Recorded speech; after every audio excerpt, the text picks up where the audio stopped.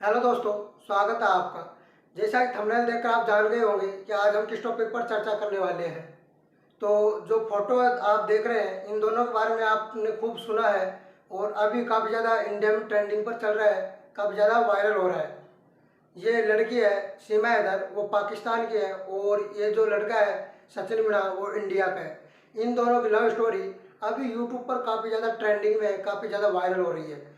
YouTube पर क्या, सभी जगह काफ़ी ज़्यादा वायरल हो रही है।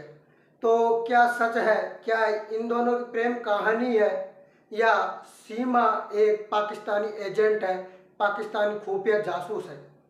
आज हम चर्चा करेंगे इस बारे में, और आपकी क्या राय है ये आप जरूर बताना कमेंट में। तो सबसे पहले आप चैनल पर नए हो तो चैनल को सब्सक्राइब कर लें और बेल आइकन को प्रेस कर लें। बात करते हैं हम सीमा हैदर और सचिन मीणा की। तो सीमा हैदर जो कि 4 बच्चों की मुस्लिम महिला है और 5वीं तक पढ़ी लिखी है, और जो कि लगभग 28 साल की है, वो खुद को मुस्लिम महिला है, जो खुद को बताती है कि मैं 5वीं तक पढ़ी लिखी हूँ, और वो स्वयं 4 बच्चों को लेकर पाकिस्तान से नेपाल के जरिए भारत पहुंच जाती है, और फिर सचिन मीणा के साथ अपने प्यार को बताती है कि सचिन मीणा से मुझे प्यार हुआ है। और सभी वर्ग या कहे कि ज़्यादातर मीडिया और लोग इनको एक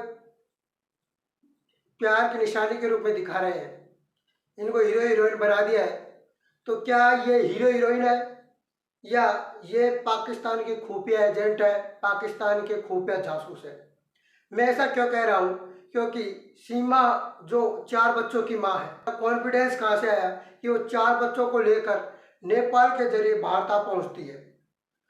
दूसरी बात, वो 5वीं तक पढ़ी लिखी है, उसको इतनी भी नॉलेज कहाँ से आ गई कि 4 देशों से ज़्यादा के उसके पास पासपोर्ट है, उसके पास कई फ़ोन मिले हैं, कई सिम मिली है, यहाँ तक कि उसके पास पाकिस्तान का फ़ोन और पाकिस्तान की सिम भी मिली है, जिसको उसने तोड़ दिया है। तो उसने यानी कि जो सिम उसके पास पाकिस्तान की थी, उसका डेटा डिलीट कर दिया है। इसका मतलब क्या लगाया जाए, इसका क्या अर्थ लगाया जाए, उसने क्यों ऐसा किया? उसके पास इतना कॉन्फिडेंस कहाँ से आया? क्योंकि सीमा हैदर का भाई है, वो पाकिस्तानी सेना में है, और इससे यह लगाया जा सकता है, अंदाज़ा लगाया जा सकता है कि वो भी एक पाकिस्तानी खुफिया जासूस हो सकती है। हालांकि इसका पता तो हमारी जांच एजेंसी लगाई लेगी। आईबी, रो, सीबीआई, एटीएस, ये सभी इनके पीछे लगी हुई है, और एटीएस ने अभी इनका शिकंजा कसा हुआ है। एटीएस ने इनको हिरासत में ले लिया है। तो बात करेंगे आज हम एटीएस के बारे में कि एटीएस क्या है, ये काम कैसे करती है, इन सब के बारे में हम चर्चा करेंगे। तो यूपी एटीएस ने इनको हिरासत में लिया है। तो बात करते हैं हम यूपी एटीएस की। तो यूपी एटीएस तो एक पुलिस का बल है जो सभी राज्यों में है, अलग अलग राज्यों में अलग अलग एटीएस काम करती है। बात करते हैं आज एटीएस की, ये एटीएस है क्या। बात करें हम यदि इसकी फुल फॉर्म की, तो फुल फॉर्म है इसकी एंटी टेररिज्म स्क्वाड, यानी यदि इसको हम हिंदी में कहें तो आतंक विरोधी दस्ता, आतंकवाद विरोधी दस्ता।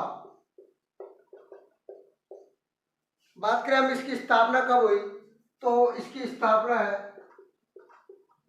वो 2013 में की गई।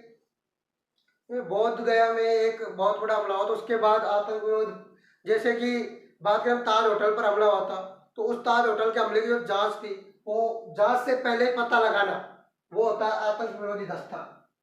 वो कैसे पता लगाएगी, उसकी किस पर नजर रहेगी, इन सब के बारे में आतंक विरोधी दस्ता पता लगाता है। बात करें इसका काम क्या है, ये काम क्या करती है, ये काम क्या करती है? तो ये काम ऐसे करती है कि किसी भी देश विरोधी गतिविधियों के ऊपर नजर रखती है। कोई देश विरोधी गतिविधि तो नहीं कर रहा, उनके ऊपर नजर रखती है। राष्ट्र विरोधी ताकतों के बारे में जानकारी इकट्ठा करती है। इनके बारे में राष्ट्र विरोधी ताकतों के बारे में जानकारी इकट्ठा करती है, और उन जानकारी को, जो भी जानकारी इनको प्राप्त होती है, उन जानकारी को ये क्या करती है, केंद्रीय एजेंसी है, केंद्रीय जांच एजेंसी है, जैसे सीबीआई है, आईबी है, रो है, इन सबको ये आदान प्रदान करती है, और उनके बारे में एक खास तौर से प्रूफ तैयार करती। सिक्योरिटी के पर्पज से हम देखें तो किसी भी संवेदनशील व्यक्तियों की पहचान करना जो किसी देश विरोधी ताकतों को रहने या छिपने के लिए स्थान दे रहा है, उन संवेदनशील जगहों के बारे में जांच करना, उनका पता लगाना। अगर इन्हें कोई ऐसा इंसान या जगह मिलते हैं जिन्हें इन पर शक होता है कि ये देश विरोधी काम कर रहे हैं, तो उनको पकड़ती है, उन संदिग्ध व्यक्तियों को पकड़ती है ये, और उन पर कार्यवाही भी करती है, केंद्रीय एजेंसियों को सौंप देती है। तो ये तो रहा इनका काम। यानी कि कुल मिलाकर बात ये है कि ये जो देश विरोधी काम हो रहा है, जैसे कि अभी सीमा हैदर और सचिन मीणा, उनके बारे में यदि हम बात करें तो ये भारत आ तो गए, लेकिन ये कैसे आए? सीमा हैदर के पास इतने पासपोर्ट कैसे मिले, कहाँ से इन्होंने किया? पूरा सिस्टम है, ये पूरा सिस्टम एटीएस खंगालेगी। तो इसके बाद हम बात करें कि इसमें हम यदि सिलेक्ट होना चाहे, इसकी भर्ती कैसे होती है, तो इसकी भर्ती बिल्कुल हम बात करें, इसकी भर्ती वो सीधी भर्ती बिल्कुल भी नहीं होती है। इसकी भर्ती एटीएस कमांडो की जो भर्ती है वो बिल्कुल भी सीधी नहीं होती है।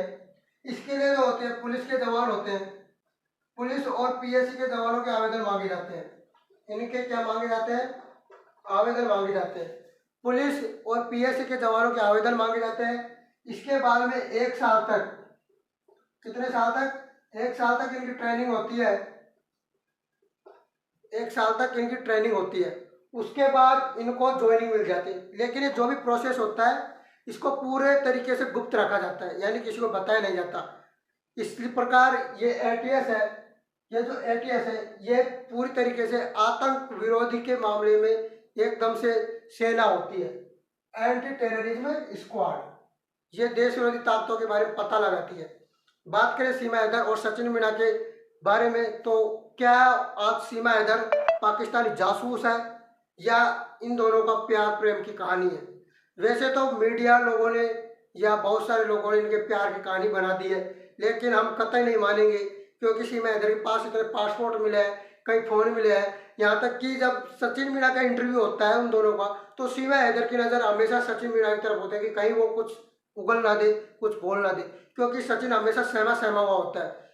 आज के दौर में हम देखें तो प्यार कब होता है? सबको आधुनिकता दिखती है, उसके पास पैसा होना चाहिए, गाड़ी कार बंगला। तो सचिन मीणा के पास ऐसा क्या मिल गया सीमा हैदर को? ऐसा कौन सा खजाना मिल गया कि वो पाकिस्तान से कई देशों के रास्ते होते हुए भारत आ गई? क्या पाकिस्तान में ऐसा कोई व्यक्ति नहीं मिला? इन सब के बारे में, और यहाँ तक कि सीमा हैदर की बात करें, पाकिस्तान में जो शोज होते हैं, टीवी शोज होते हैं, उनके उनमें भी कई काम कर चुकी है। तो वो भारत आते ही बिल्कुल हिंदी बोलना, फर्राटेदार हिंदी बोलना, फर्राटेदार इंग्लिश बोलना, उर्दू का एक भी लफ्ज जुबान पर नहीं लेना, बिल्कुल आते ही हिंदू रीति रिवाज अपना लेना, ये सब कहीं ना कहीं एक तरीके से पाकिस्तानी खुफिया जासूस की तरफ इशारा करते हैं। तो आपकी राय क्या है? क्या सीमा हैदर एक पाकिस्तानी जासूस है? कमेंट में जरूर बताइए। धन्यवाद।